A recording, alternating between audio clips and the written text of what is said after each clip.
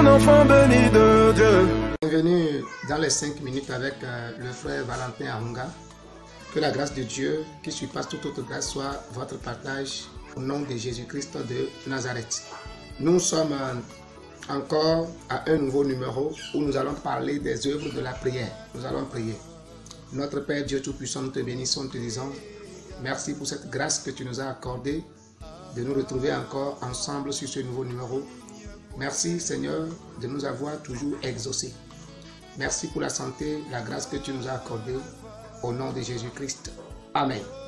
Alors je prie que le Saint-Esprit illumine les cœurs de chacun d'entre nous afin que sa parole puisse demeurer en nous et que les œuvres réellement de la prière se manifestent dans la vie de chaque personne au nom de Jésus-Christ de Nazareth. Un adage africain dit ceci: si vous êtes assis sous un arbre et que vous ne parlez pas, les oiseaux risquent de vous chier dessus. Et c'est la même chose pour tout croyant, comme je l'avais dit dans le passé, qui traverse un moment difficile et qui a la bouche fermée et qui ne veut pas parler à Dieu ou qui ne veut pas prier. En quelque sorte, la prière, c'est la communication avec le Créateur. En tant que croyant en Christ, nous savons que la seule personne qui mérite d'être priée, c'est Dieu, le Créateur des cieux et de la terre. Et vous devez comprendre que si vous traversez un moment compliqué, un moment difficile, même dans les bons moments, la seule personne à qui vous avez à adresser les prières, c'est le Dieu, Créateur des cieux et de la terre, au nom de notre Seigneur Jésus-Christ. Comme il est écrit conformément à sa parole dans le livre de Colossiens, le chapitre 3, à partir du verset 16 à 17, il dit que la parole de Christ habite en vous abondamment. Voilà, et le verset 17 va continuer pour dire: et quoi que vous fassiez en parole, en acte ou en œuvre, faites-le au nom de notre Seigneur Jésus-Christ. Alors, nous avons des temps difficiles, certainement. En tant qu'être humain, nous ne pouvons pas passer du côté de ces temps, de ces moments difficiles. Nous allons toujours les avoir. Mais une chose, pour gagner ces batailles, pour se retrouver sur les rails de la paix, nous avons besoin de parler. Et dans le livre, la Bible, nous voyons un exemple de Paul et Silas qui étaient mis en prison dans Actes des Apôtres chapitre 16, que nous pouvons lire à partir de son verset 25. Je le lis ici. Vers le milieu de la nuit, Paul et Silas prièrent et chantèrent les louanges de Dieu, et les prisonniers les entendirent. Tout à coup, il se fit un grand tremblement de terre, en sorte que les fondements de la prison furent ébranlés. Au même instant, toutes les portes s'ouvrirent et les liens de tous les prisonniers furent rompus. Nous voyons dans ce passage la suite d'une histoire, la conclusion d'une histoire, les résultats de la prière de Paul et Silas. Nous voyons ici, la Bible dit que vers le milieu de la nuit. Le milieu de la nuit, c'est un moment où nous n'espérons rien. C'est un moment d'angoisse, un moment de tristesse, un moment de pleurs, un moment où on ne voit nulle part.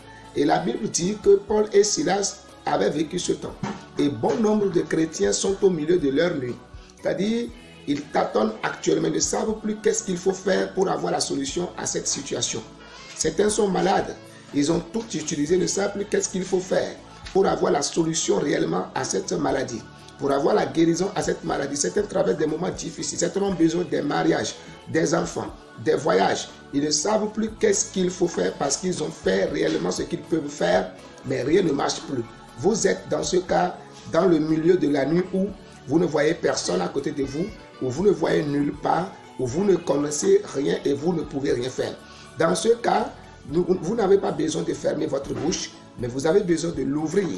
Pas négativement, mais positivement, parler à Dieu comme Paul et Silas. La Bible dit que dans le milieu de la nuit, Paul et Silas ont ouvert la bouche, ils ont commencé par prier, ils ont commencé par parler, et voilà l'effet de leur prière. La Bible dit que tout à coup, pendant qu'ils étaient en train de prier, tout à coup, il y a eu un tremblement de terre. Le Dieu à qui ils avaient adressé la prière, ce Dieu a écouté leur prière et ce Dieu est venu vers eux. Bien-aimés, vous devez comprendre une chose. Le Seigneur est omniscient. Il connaît, mais il veut la confirmation de notre bouche. Il veut que dans cette situation, tu le reconnais comme Dieu.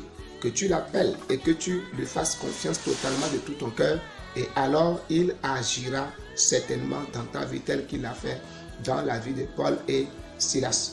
Je voulais t'inviter, je ne sais pas si tu es malade, mais je ne sais pas si tu traverses un moment difficile. Quoi qu'il arrive, aie confiance et appelle Dieu dans cette situation et il agira certainement pour la gloire et l'honneur de son nom. De cette histoire ici, Paul et Silas n'avaient pas volé. Paul et Silas n'avaient pas tué. Ils ont juste fait du bien en délivrant une femme, une sœur qui était possédée d'un esprit de python. Et la Bible nous dit que ce bien est tourné contre eux comme un mal. Et là, beaucoup de personnes vivent aussi ces gens de vie aujourd'hui. Nous n'avons pas besoin de calomnier Dieu. Nous n'avons pas besoin de critiquer Dieu. Nous n'avons pas besoin de se lamenter devant Dieu. Mais nous avons juste besoin d'appeler la miséricorde de Dieu et le secours de Dieu dans notre vie. Est-ce que tu as besoin d'une promotion, d'une grâce, d'un enfant, d'un mariage? Oh, je voulais t'inviter juste à faire recours à l'Éternel Dieu qui est capable de te donner ce dont ton cœur a besoin. La Bible nous dit ceci dans le livre de Proverbes chapitre 10, le verset 22. C'est la bénédiction de l'Éternel qui enrichit et Dieu ne la fait suivre d'aucun chagrin. Invoquons Dieu dans nos situations. Invoquons Dieu au milieu de la nuit de notre vie et il agira certainement. Et que la grâce de Dieu qui surpasse toute autre grâce soit avec toi. Je vais prier pour toi avant de se séparer de toi. Notre Père Dieu Tout-Puissant, je te bénis.